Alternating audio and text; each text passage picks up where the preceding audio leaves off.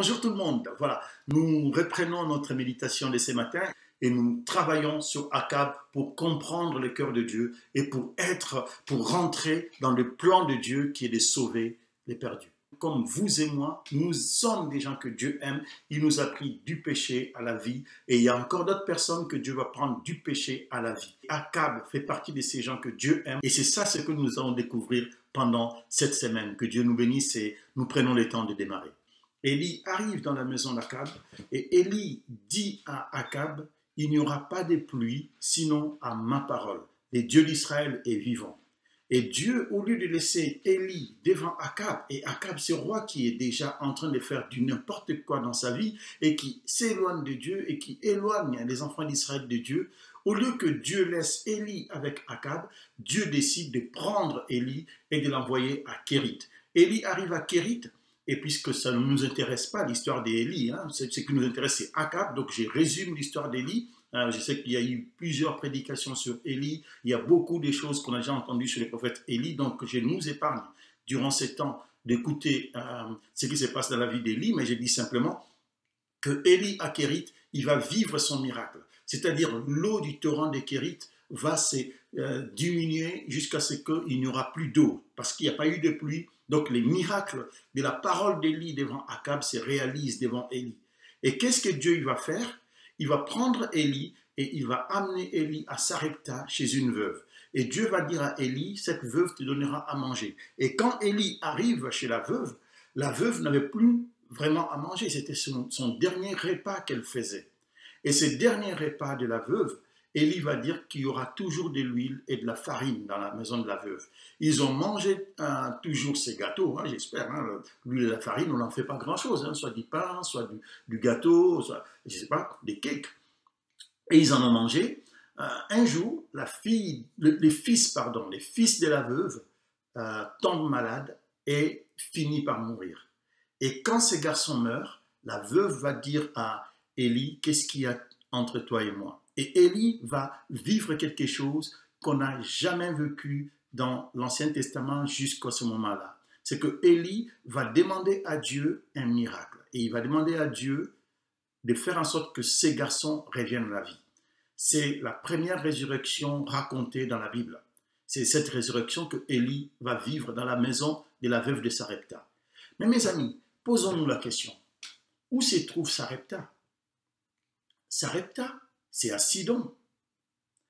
Et d'où vient la femme de Akab, Jézabel? C'est la fille de Ethbal. Jézabel vient de Sidon. Et où se trouve Sarepta? C'est à Sidon. Donc, Dieu va cacher son prophète Élie dans les fiefs mêmes de Jézabel. Et ça, c'est l'amour de Dieu. Au chapitre 18, Akab reprend la place. Et depuis le chapitre 17, donc, quand Élie se présente devant Akab, et au chapitre 18, verset 1, il y a presque ces 3 ans qui sont passés. Les 3 ans que n'oubliez pas, les premiers jours, je vous ai parlé du livre de Jacques, l'épître de Jacques, où Jacques est en train de dire, pendant 3 ans et 6 mois, Élie a prié. Et là, on a les 3 ans et 6 mois qui sont passés, et on arrive au chapitre 18.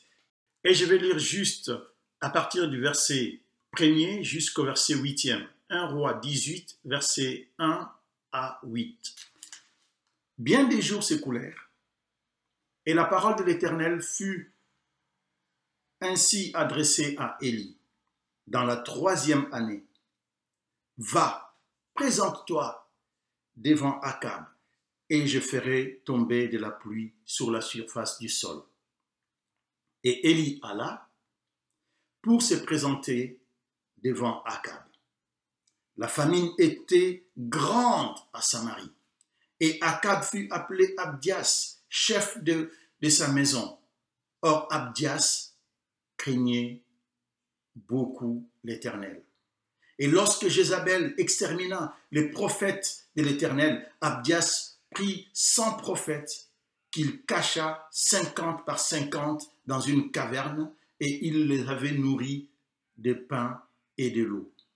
Akab dit à Abdias, va par les pays, vers toutes les sources d'eau et vers tous les torrents. Peut-être se trouvera-t-il de l'herbe et nous conserverons la vie aux chevaux et aux mulets, et nous n'aurons pas besoin d'abattre le bétail. Ils se partagèrent le pays pour parcourir. Akab alla seul par un chemin et Abdias alla seul par l'autre.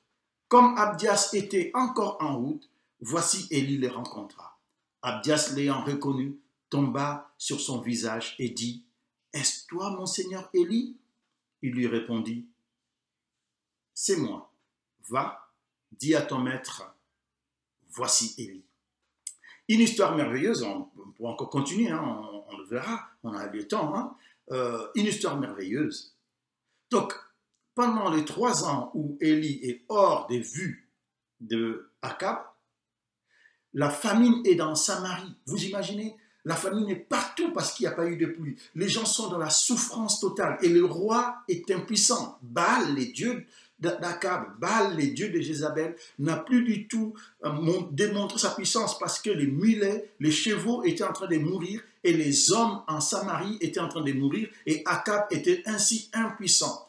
Et dans la maison d'Akab, dans la même maison de Jézabel, là où se trouve le fief même de Baal, la maison où Baal est célébré, alors que l'Éternel Dieu d'Israël n'a plus droit au chapitre dans ces pays-là, il y avait 100 prophètes de l'Éternel, les dieux d'Israël, encore en Israël. Waouh, ça c'est extraordinaire.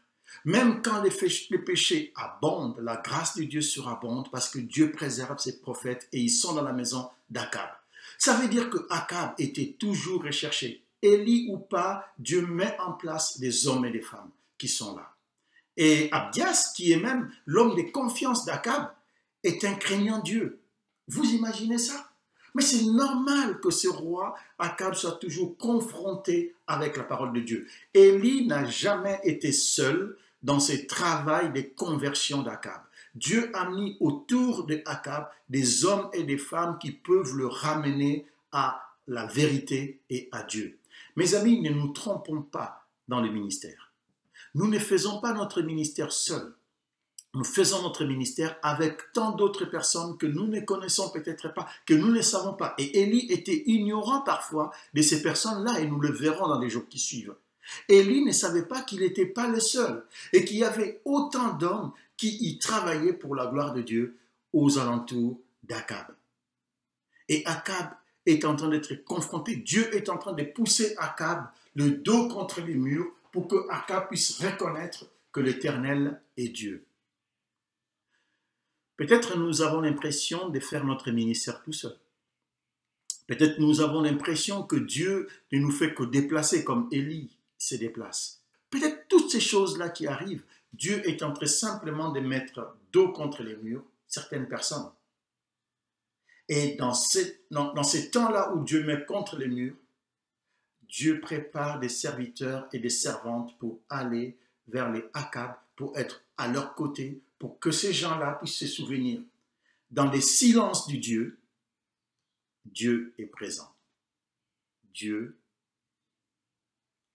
nous cherche, ou Dieu nous utilise, ou Dieu est en train de travailler avec des hommes, peu importe leur niveau de spiritualité ou comment, mais Dieu est en train de travailler pour sauver les Akab qui sont partis loin des dieux. J'aimerais juste avant de fermer la parenthèse et de fermer toute la porte, de dire ceci. Tous les chapitres 17, Dieu il parle et Élie exécute. Au chapitre 18, Dieu a parlé seulement au verset 1er.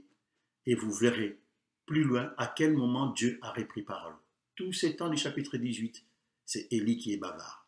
Et nous en parlerons si Dieu le permet. Que Dieu vous bénisse, que Dieu vous encourage dans votre matinée d'aujourd'hui. Sachez que